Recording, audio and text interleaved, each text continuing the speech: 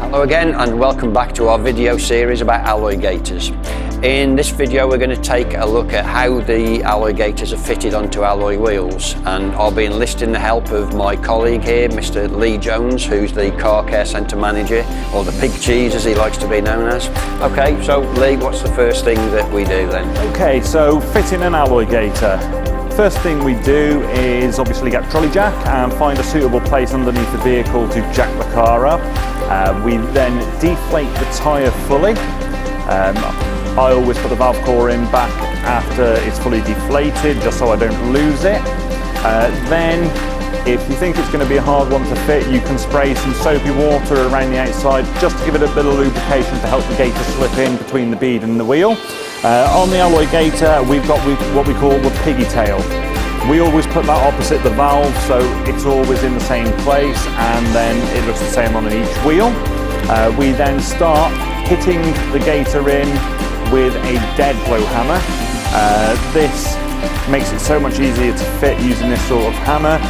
We knock it in all the way around as far as possible up until we get to the joint.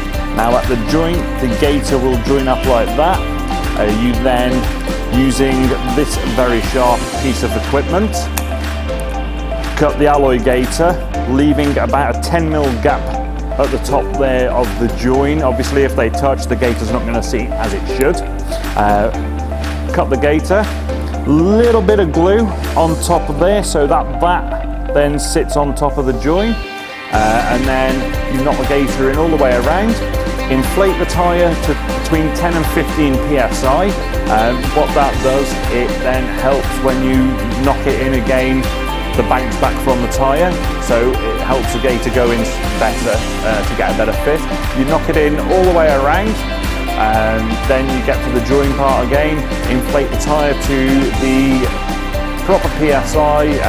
Normally on most cars they're about 34 to 36, but on obviously some vehicles it's slightly higher, so you always find out what pressure the tyres should be. Get it to the maximum. You then do another set of knocking it in just to make sure the fit is 100%. Clean down the gator after that, because you do get a few marks if you are using water off the hammer. They wipe straight off onto the gator. And then the most important part is the joining cap or bridge. A little bit of glue on the inside there and inside there, and just put it in. There is a hole on the gator to put it in, which is here, so you can see there. That sits in there like that, and then it joins and you can't see the join. Then lower the vehicle down, put the valve cap on, and hey presto, you've got a fitted AlloyGator. So those are the steps to fit AlloyGators to your alloy wheels and protect your wheel rims, and if you want to add a bit of colour and style. In the next video we're going to look at how long it takes to fit AlloyGators. So I'll see you on the next one, and bye for now.